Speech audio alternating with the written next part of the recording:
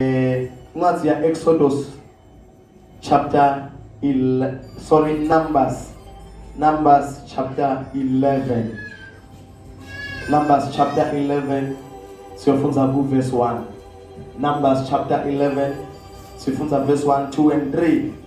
Verse siyazuba siya ku verse 31 up to 34. Numbers chapter 11 verse 1, 2 and 3. Then 31 up to 34. In Numeri chapter 11 verse 1. Sive sakala sasola smagate ngenxa yezinhlupheko taso. Wathi kube asive lulaka lwakhe lwabavuthela. Wathumela umlilo lovutha emkhathini wabo. Waze washisa nalabase maphethelweni eqambu. Bathi kube bantu bakhale kuMosi. Wase uthandaza kuSmakathe umlilo wacima. Ngakho ke lendzawo yabitwa ngekuthi iThabera ngobe umlilo waSmakathe wavutha emkhathini wabo. Before siya kulo 31, angicale bazalwane endlalele i-background yalendzaba lesiqeda kuyifunza. Hallelujah. Uma ucheka bazalwane ngibukelana. Uma ucheka bazalwane lendzaba lesikhuluma ngayo. Iqala la uNkulunkulu khona encwadzini ya Exodus. uNkulunkulu abita Mose. Athi uNkulunkulu kuMose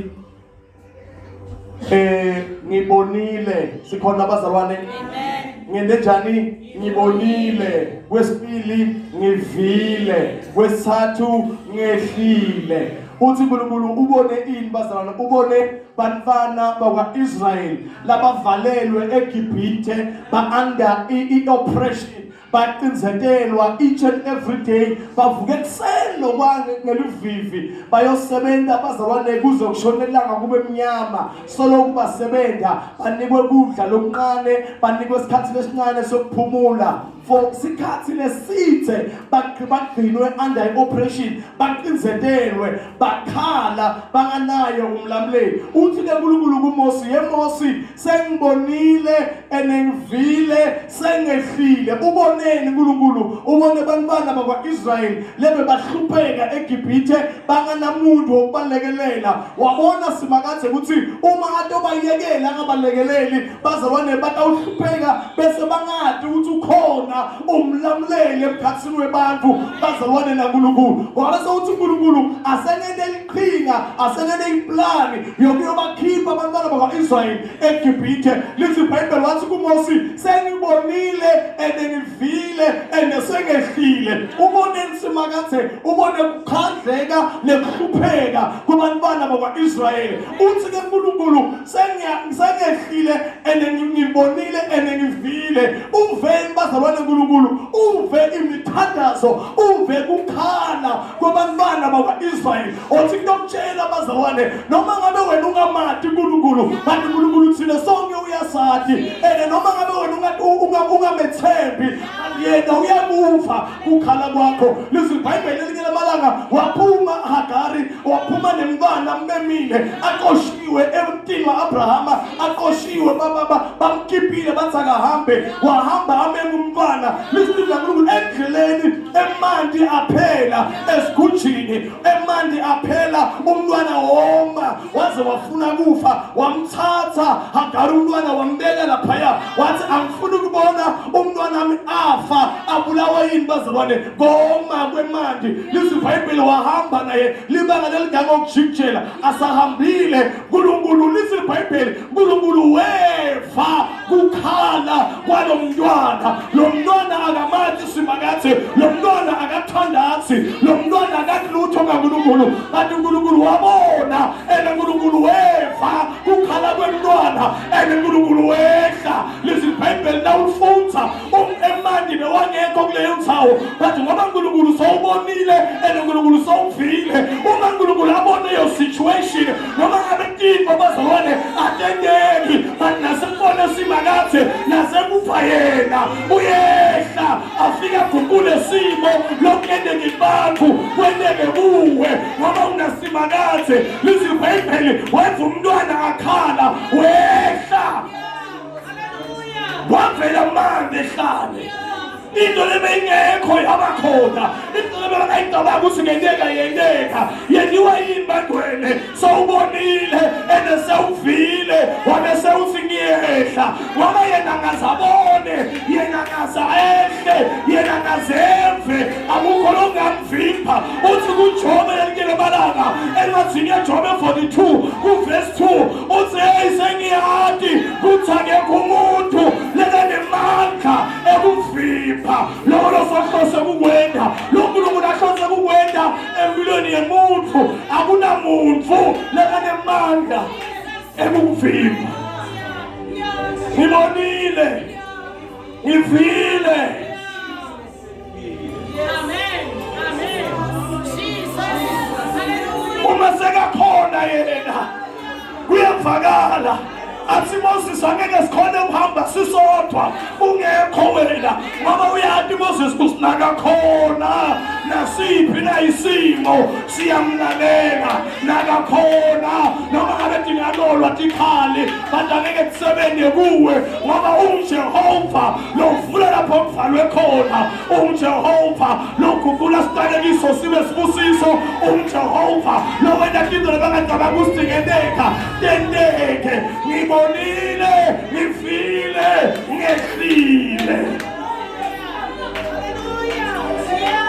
uthi ke uNkulunkulu kuMose hamba kweGibhithe hamba yobakhipha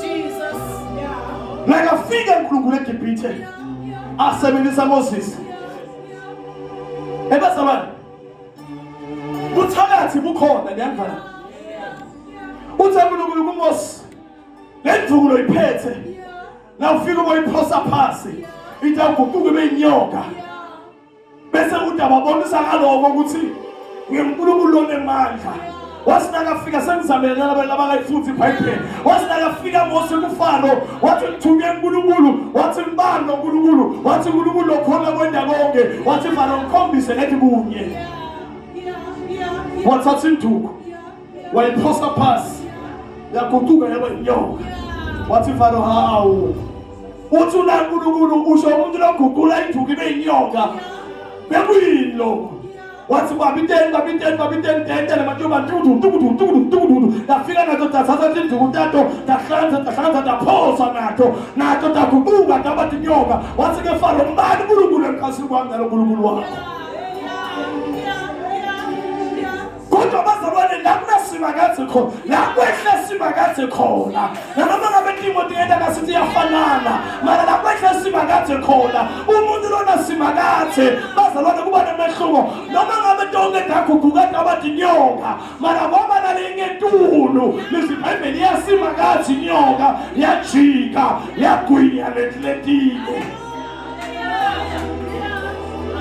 yena isikhathi Saba yaphuma ke bantwana bakwa-Israyeli uyabakhipha simakaze eGibhithe uma abakhipha uthi nginguNkulunkulu uNkulunkulu waboyise omkhulu wenu uNkulunkulu wabo-Abrahama uNkulunkulu wabo-Isaka uNkulunkulu wabo-Jakobe uthi ngehlile ngizonikhulula esandleni saFaro vande ismashi ngizonikhulula esandleni saFaro nginimikisa eKhenana emveni lesithembiso livele linani livele lelibisi livele leluju lwetinyosi livele letikhehle kube letiselo letikhulu kunale uke watibona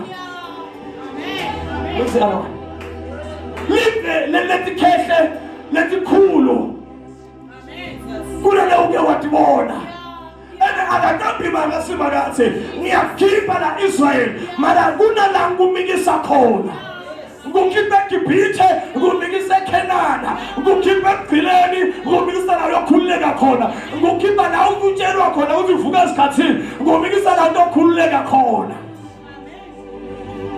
lizibhayibheli sebahambile baphumile eGibhithe kwaphela umnyaka wokuqala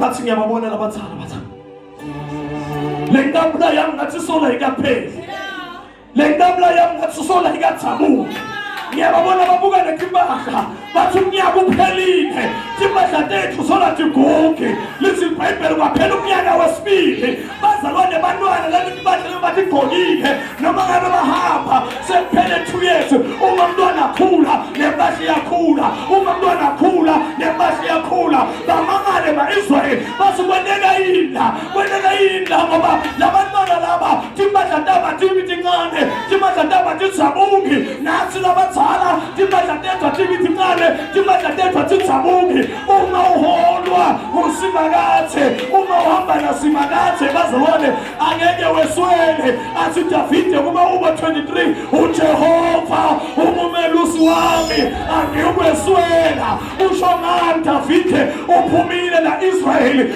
eGibhithe wahamba na indlela yonke for 40 years akuphakathi bakhe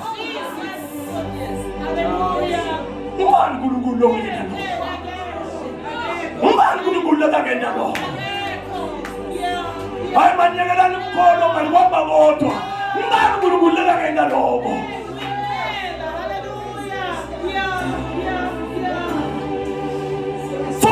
bahamba ehlane akugugi lutho izibhebheli nabevanga ukuthi sebe umile akugujwa laphansi uthi uNkulunkulu kuMose khuluma nalethwa uthi bedwala khipha amanzi lesibidla uNkulunkulu ulwandle lwababona lomfula uJordani wababona bekhwele inkazimulo mina ngidokhetha kule nkhomo ngisinelidwana lababona bagwele inkazimulo ngoba nelidwana nalo lavuleka nalo lakhipha emanzi kwaphuma emanzi edwaneni bazalwane nelizulu nalo lababona lavula wanayimana wanakudla kuna from ezulwini kudla wanela kubo bebanqome emanzi bebangasweli kudla bahamba na Israel bahamba na uNkulunkulu Israel ahamba na uNkulunkulu mara kuyavakala kodweni mara ngiyabona uNkulunkulu kusibeka bendelani mara ngiyabona uNkulunkulu kusibeka baphese kamnyanzi njani listen Bible now chapter 11 Numbers verse 1 listen the very same people the very same people the very same people never put me Gibhithe. The very same people let me for 40 years. The very same people never got a man get toilet. The very same people never jaguja no come there to read. The very same people let me never she saw lava. Go on and see that live even to wabo, even umtuti. The very same people let me soon a munyama about seeing my life to Kanisa. Go on and lead no Kanisa to wabo. Who kanye la mahamba kona. No little like the one we are about Kaisera. The very same people. Now the woman that would say, who have been a moon, no lambago. Let's move first in chapter 11, Numbers, verse 1. Those people. Them. That's enough is enough. Sin you with Jehovah.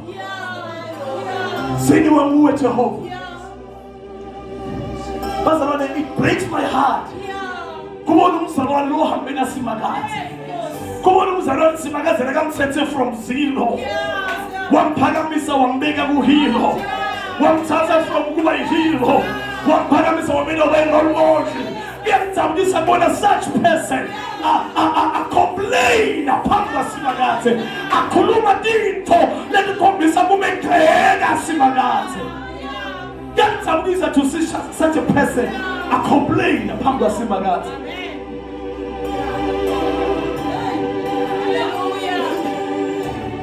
Listen, a complainer, basola, but see, bebukono, Egipte. Namanje, we still help those people. Labas bebukono msachola. Kuna lesithiso bekubona umsaphile emfeni kuna bantu labangaunderstand ukuthi uNkulunkulu ubendeleni ba uma uNkulunkulu akavula your eyes akunike I remove your physical eyes. I'm going to get your spiritual ones. When you are sleeping, not having any idea. Around your house, when you are driving in the morning going to work, not having any ideas. When even you are at work, busy doing your daily duties, not knowing what's happening again. I'm saying,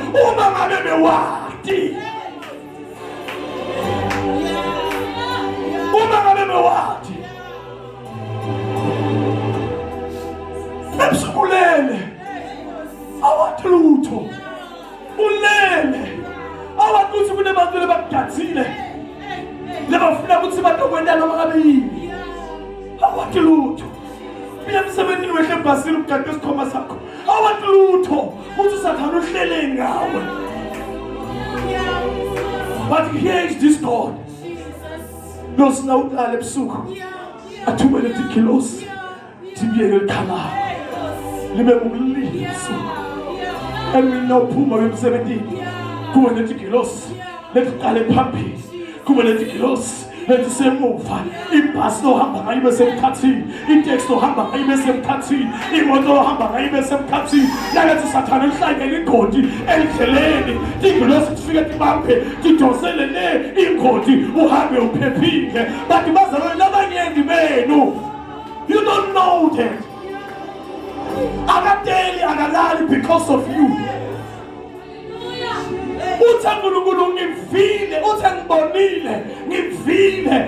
The very important point, which means whatever God was doing in heaven, He decided to leave everything and come down for you. And you are deciding to complain. We share everything as God. And I came down for you. But yet you are complaining. Complaining. Listen to me. Wakwata simanati.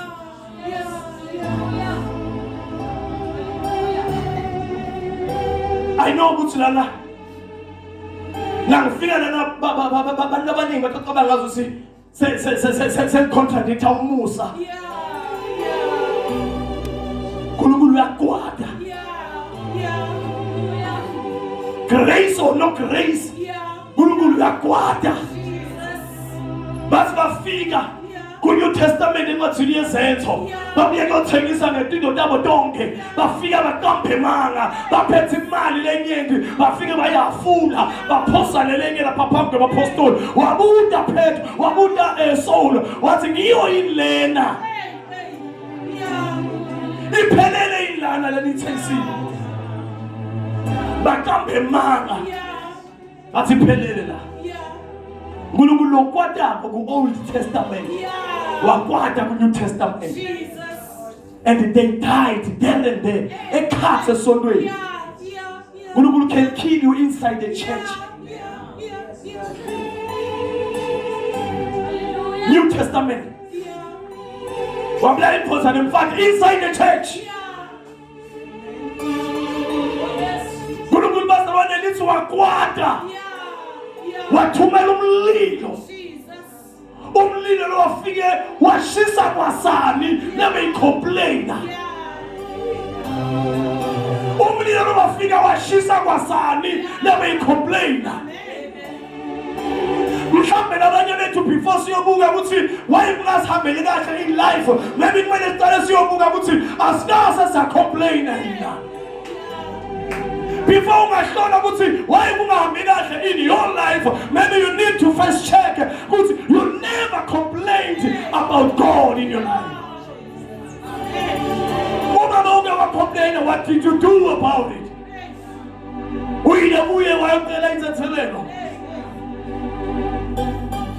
Listen, complainer, then now let's go back to verse 31. Verse 31, Bible says Verse 31. Yes. Masinyane simakathe wakupula umoya lomkhulu. Ngaselwandle waletha tikwata leteta tindizela phansi kuphakama lokungaba limitha linye kusuka emhlabathini.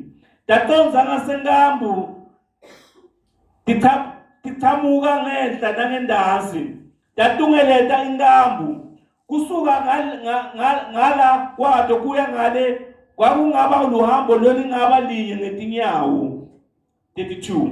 Ngalelo langa abantu basukuma bagola letikwata lonke ilanga nebusuku balo. Ngisho nangakusasa kwakhona kude noko lowagola ngaphansi kwemakilogram labe ngaba inkulungwane. Lalela before sengaqhubeki.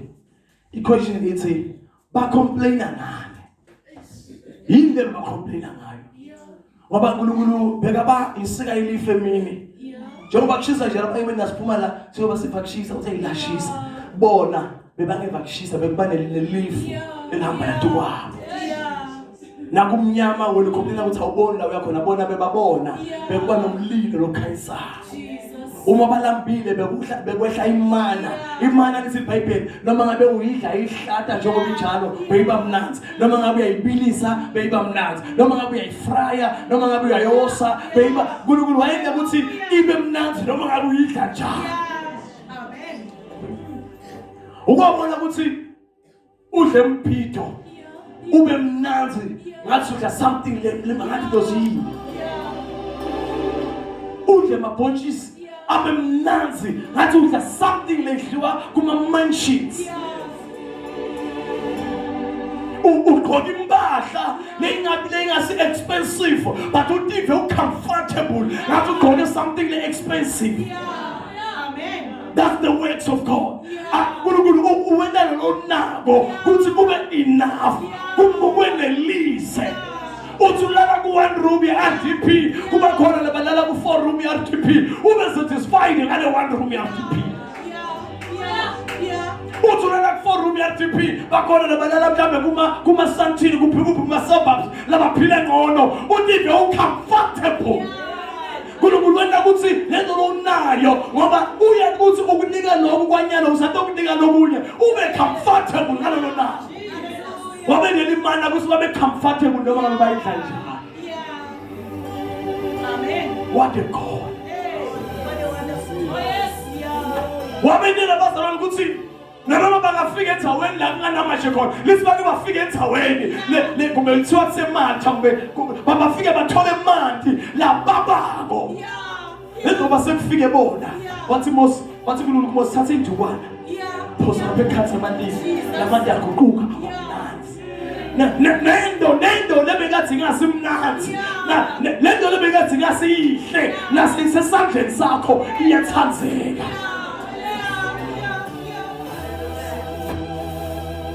Hamba uthenge isudu lapha eMchina ya 399 ufike uyigqoke ufole lebantu abagqoka isudu ya 10,000 uma umile le yakho istand out le ya 399. Promote umoya wokuhlupheka but ngaza ukuthi uma usesekulelo zinga uNkulunkulu ukwenda ukuthi ube comfortable kulelo zinga. Uje simba lesifake nedira ibhatha yodwa ube comfortable ngathi ufake boma cheese bopaloni boma russian bo everything ngathi wedela bo bacon kanti ufake nedibhatha lesinye isikhathi sile sakhula bothatha sinkwa uthathe ishukela uyimandisele kancane ishukela bengathi bamanje so uyifaka la tulu kwesinkwa so uyabhonya uyadla ube ucomfortable. uNkulunkulu wabendela imana yabangaleyo ndlela. Bona bacomplaina bathi bafuna inyama bathi sifutsiswe ngofaro eGibhithe siyayifuna.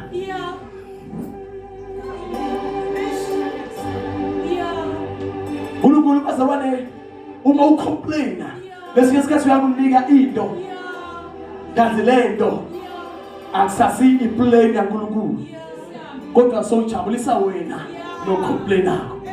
Lithi ke la afuza khona wabesinda wabesenkulunkulu bazalwane tinyoni tikwatha tiphapetu but ngaleso sikhathi ngalelo langa lithi iBhayibheli tapapa it is from the floor distance lengange meter Just nje nangimeso letinyoni betiphaphela la. La. UNkulunkulu bekenela ukuthi noma ngabe ukhwalile, noma ngabe umfishane, noma ngabe umswane, noma ngabe umbane ungabi ne-excuse ukuthi angikakhoni ukuyithola. Wabaniketa lenyama beyiphapha kuthi hide. Listen baby, bagola letinyoni from ekuseni.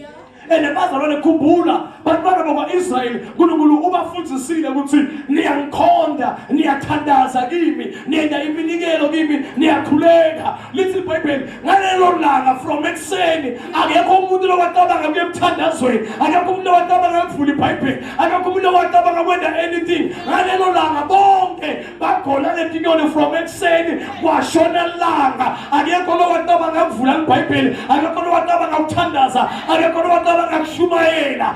Everybody were collecting nyama. Angisina namhla kunjalo bazalwane.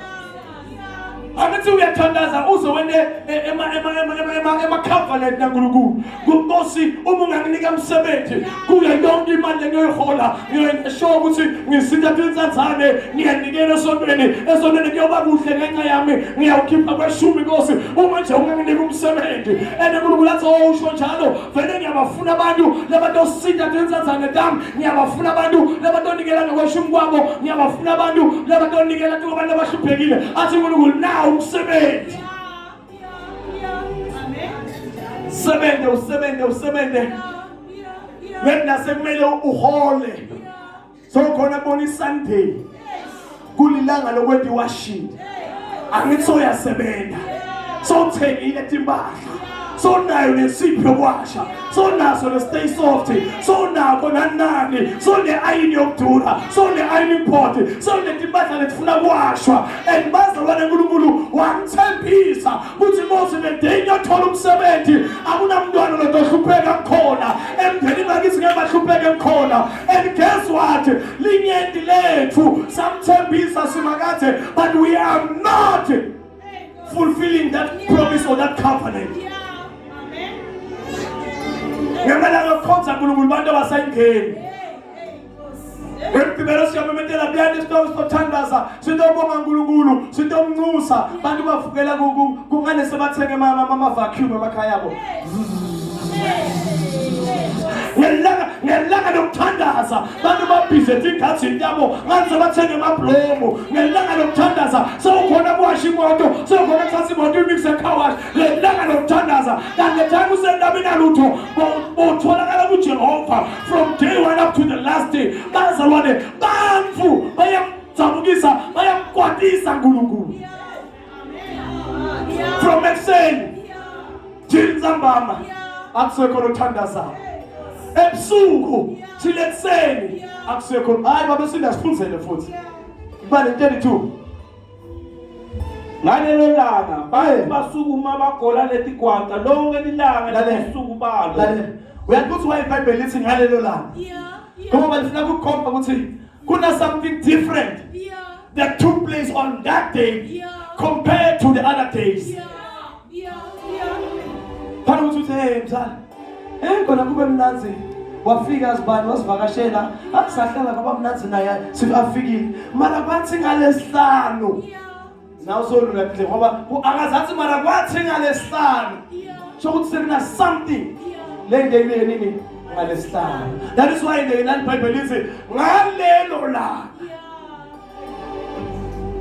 chose kuna something lebekumele bayende on that day. Lebo bangazange bayenda bekumele babe senkonzweni babonge uNkulunkulu bafuthele ifi bathandaze banxuse bayindokanelwa kodwa from day 1 ngalelo langa the whole day kubeke phambi ngalelo langa bantu basukuma bagola letigwata lonke lilanga. Okay, uyeva ukuthi lonke lilanga. Uyeva ukuthi bathi nebusuku bakhona. Kubeka futhi kwabesini. Ngisho nangakusasa kwakhona kude noko lo wagola ngaphansi kwemakilogram labengaba inkulungwane. Yeheni. Bantu baphishanekile. Bantu busy these days. Bantu abasebenza banaNkulunkulu these days. Asiphethe baba verse 33. Batendeka ngephandle kwenkambu wathi naleyo nyama yaba isegcwele umlomo bangakayihlafune uyihlafuna lulanga lwasimakade lwabavuthela wabashaya ngesifo lesimatima. Ngakho ke libizo laleyo ndzawo kwaba sekuthiwa Kibrothi Hatava ngobe lapho kulapho bangcwaba abantu laba hahela kudla. Sive basiyabonga baba siyabonga. Lithi bazalwane bathi le nyama basayifaka ekhathe emlonyeni basengayihlafuni net basayithi phosi basengayihlafuni lisilomdzala wethi su wathi inyama lebeluyifuna nayo ke but bukani ukuthi inyama intoni ayini lisi bible basengayihlafuni bashajwa sifo bafa baphela lithi kwangqwatshwa abantu labanyenti kabe ngalelo langa ngenxa yekutsanza inyama.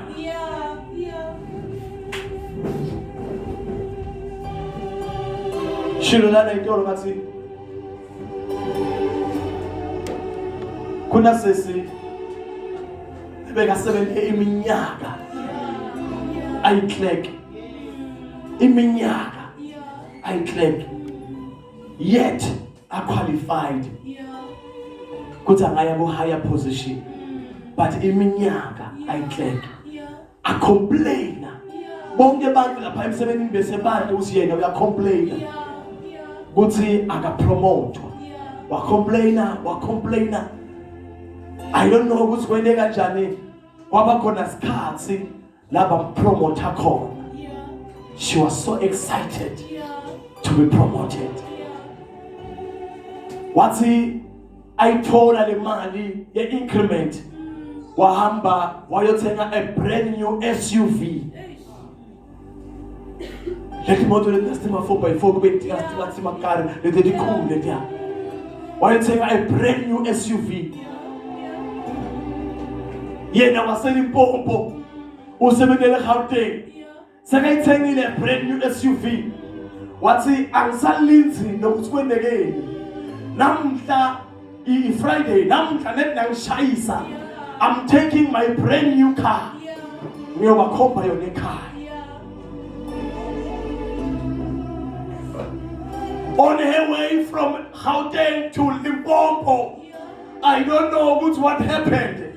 But imoto yakifika yaphela nasesiloyo wafela khona lapho sesilebekathi anganayo imoto sesilebekathi angana increment bekalokaphila kodwa wena wa-complainer wathi uNkulunkulu ngoba sewuyacomplainer angisakunike ngoba sekusikhathi ukuthi ngikunike but ungunike ngoba uyacomplainer wathola lento bekayicomplainela but yambulala ba-Israyeli bayithola inyama kodwa yababulala kunebantu lebacomplainako imithandazo yabo uyive ukuthi akusiyokuqela kodwa yokucomplaina umuntu avale emehlo athi Nkosi kuyoba nini solo mina ngihlala ku-one room kuyoba nini solo bomakhelwane bakama upstairs mina sola ngakhi kathi mina uyangizonda uve ukuthi akathandazi uyacomplaina utoyithola imali yokwakha but angeke u-enjoye ngoba lento uyithola ngokukhomplayina but bazalwane siyalinza kuJehova. Ema promises of Jehovah akuyebo amen.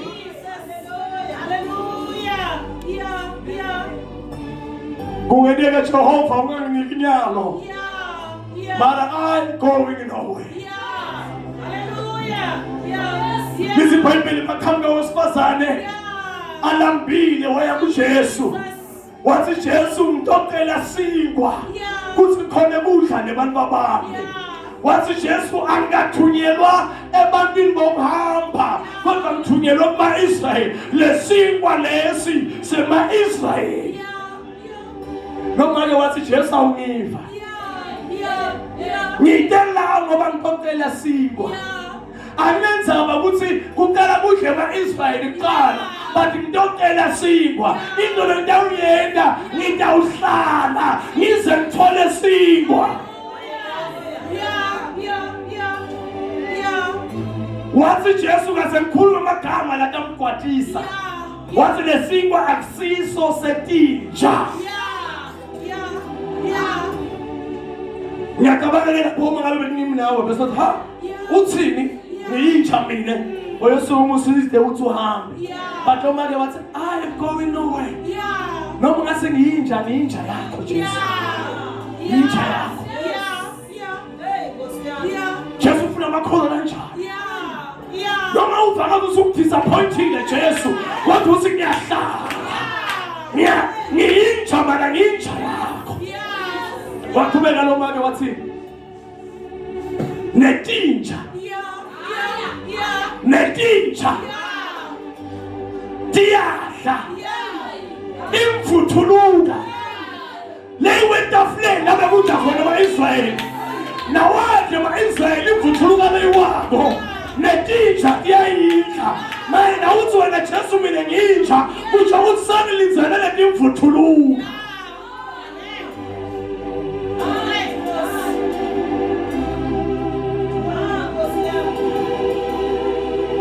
Ngoba sinkwa uthi setule etafuleni kube siphasi sinkwa ngito sibaza abantu noma ngabona ngathi kutima Israyeli lahle letule etafuleni lekadla sinkwa sathi nama ngenzanga ngame sidle ngisithola phansi ungacomplain kunamakholwa leka complainako kuNkulunkulu. Uyocomplaina ngabantwana bakho lebangawuthola umsebenzi. Complain ngabantwana bakho lebangashadi. The day yashada lo mntwana wakho wentombazana kumbe lo mfana ashade namhla aye ku-honeymoon namhla lelivile litabo lo mfana ube bathi kumbulele. Uzuthi isona ukuthi kanti wayebengithandazela ukuthi akashada ngoba uma ngabe ngeke akashada bengeke umbulala. Ujahele timvo isikhathi singakafiki. Sesiyothandaza. Ungasoli.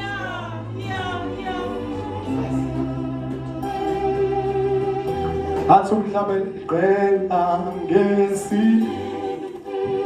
Zungu zonke Inkosi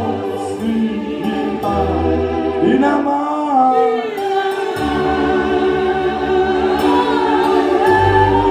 Inkosi inama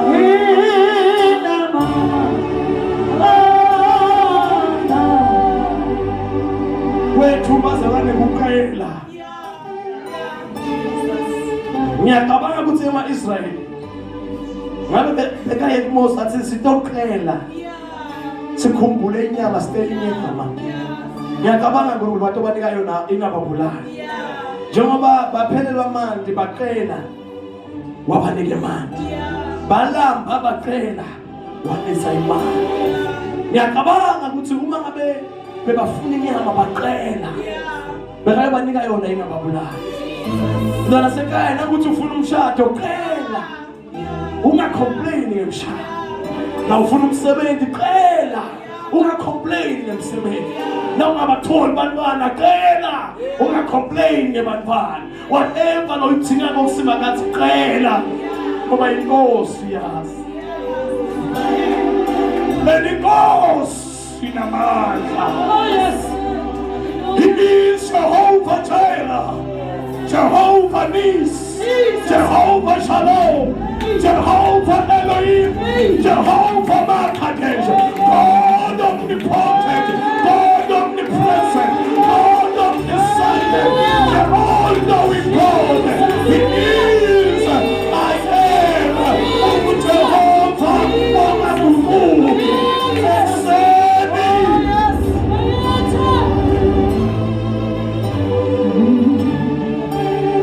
Yenda mtikelo tenu utatiwe Nkosi. Nkosi namandla